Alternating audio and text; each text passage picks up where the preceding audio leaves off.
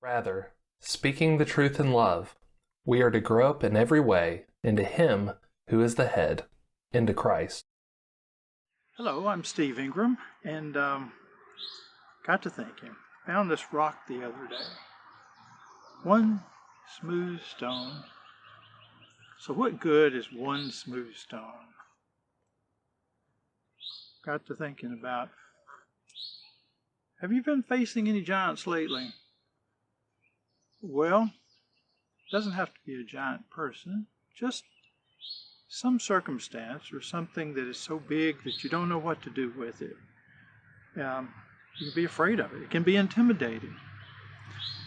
And so, if you remember about David, talk about David in the Bible in 1 Samuel chapter 17, he encounters a giant. And one of the things he does is he prepares himself beforehand.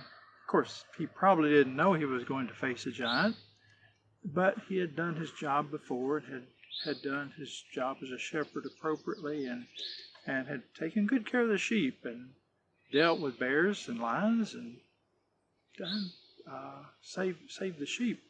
So he was ready. He got there, he used the tools at his disposal that he knew what to work with. He knew how to use them.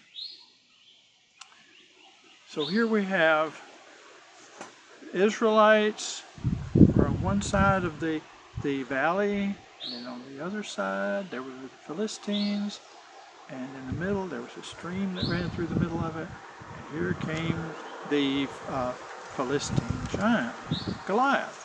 He was a huge man. He was well equipped, heavy armor, and he said, I defy everybody.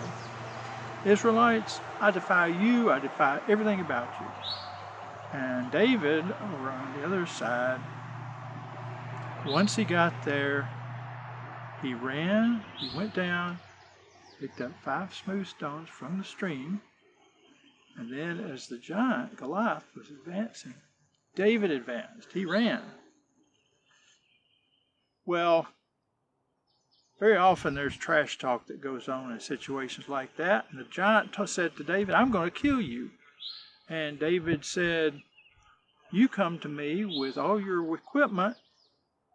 I come to you in the name of the Lord, Lord of hosts. David said, the Lord will deliver you into my hands. So David wasn't relying only on himself. He was relying on God. Now David did his part. He was prepared.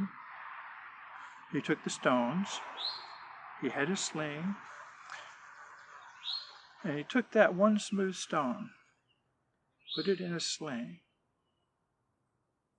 and he hurled it at the giant.